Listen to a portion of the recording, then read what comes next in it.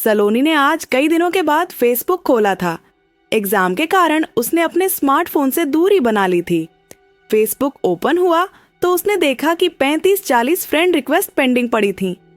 उसने एक सरसरी निगाह से सबको देखना शुरू कर दिया। तभी उसकी नज़र एक लड़के की रिक्वेस्ट पर ठहर गई। उसका नाम अलीजंग था। भला का स्मार्ट और हैंडसम दिख रहा था अपनी डीपी में। सलोनी ने जिज्ञासावश उसके बारे में पता करने के लिए उसकी प्रोफाइल खोलकर देखी तो वहां पर उसने एक बढ़कर एक रोमांटिक शेरो शायरी और कविताएं पोस्ट की हुई थीं। उन्हें पढ़कर वो इम्प्रेस हुए बिना नहीं रह पाई और फिर उसने अलीजंग की रिक्वेस्ट एक्सेप्ट कर ली। अभी उसे अलीजंग की रिक्वेस्ट एक्सेप्ट किए हुए कुछ ही देर हुई होगी कि उसके मैसेंजर का नोटिफिकेशन टिंग के साथ बज उठा। उसने चेक करा तो वो अलीजंग का मैसेज था। उसने उसे खोलकर देखा तो उसमें अलीजंग ने लिखा था, थैंक यू वेरी मच। वो समझ तो गई थी कि वो क्यों थैंक्स कह रहा है, फिर भी उससे मजे लेने के लिए उसने रिप्लाई करा, थैंक्स किस लिए? उधर से तुरंत जवाब आया, मेरी रिक्वेस्ट एक्सेप्ट करने के लिए। सलोनी ने कोई जवाब नहीं दिया, बस एक स्माइली वाला स्टिकर पोस्ट कर दिया और फिर मैसेंजर बंद कर दिया। वो नहीं चाहती थी कि एक ही दिन में किसी अनजान से ज्यादा खुल जाए। और फिर वो घर के कामों में व्यस्त हो गई। अगले दिन उसने अपना फेसबुक खोला तो उसे अली के मैसेज नजर आए। कई रोमांटिक कविताएं भेज रखी रहीं। उन्हें पढ़कर उसे बड़ा अच्छा लगा।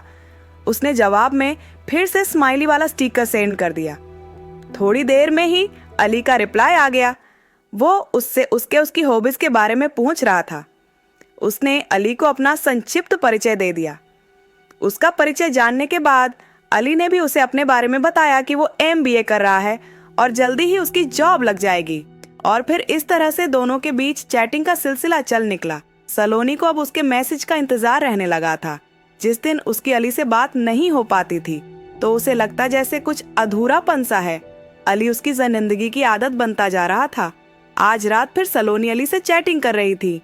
इधर उधर की बात होने के बाद अली ने सलोनी से कहा, यार हम कब तक यूं ही सिर्फ फेसबुक पर बातें करते रहेंगे? यार मैं तुमसे मिलना चाहता हूँ, प्लीज कल मिलने का प्रोग्राम बनाओ ना।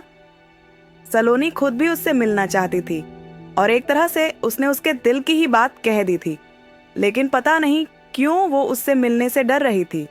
शायद अनजान होने का डर था वो। सलोनी ने यही बात अली से कह दी। अरे यार इसीलिए तो कह रहा हूँ कि हमें मिलना चाहिए। जब हम मिलेंगे तभी तो एक दूसरे को जानेंगे। अली ने उसे समझाते हुए मिलने की जिद की। अच्छा ठीक है, बोलो कहाँ मिलना है, लेकिन मैं ज्यादा देर नहीं रुकूंगी वहाँ। सलोनी ने बड़ी मुश्किल से उसे हाँ की। ठीक है, तुम जितनी देर रुकना चाहो रुक जाना, अली ने अपनी खुशी छिपाते हुए उसे कहा। और फिर वो सलोनी को उस जगह के बारे में बताने लगा जहाँ उसे आना था। अगले दिन शाम को 6 बजे शहर के कोने में एक सुनसान जगह पर एक पार्क, जहां पर सिर्फ प्रेमी जोड़े ही जाना पसंद करते थे। शायद एकांत के कारण अली ने सलोनी को वहीं पर बुलाया था। थोड़ी देर बाद ही सलोनी वहां पहुंच गई। अली उसे पार्क के बाहर गेट के पास अपनी कार से पीठ लगा के खड़ा हुआ नजर आ गया। पहली बार उसे सामने देखकर वो उसे बस देखती ही रह गई। वो अपनी फोटो से ज्यादा स्मार्ट और हैंडसम था। सलोनी को अपनी तरफ देखता हुआ देखकर उसने उसे अपने पास आने का इशारा करा।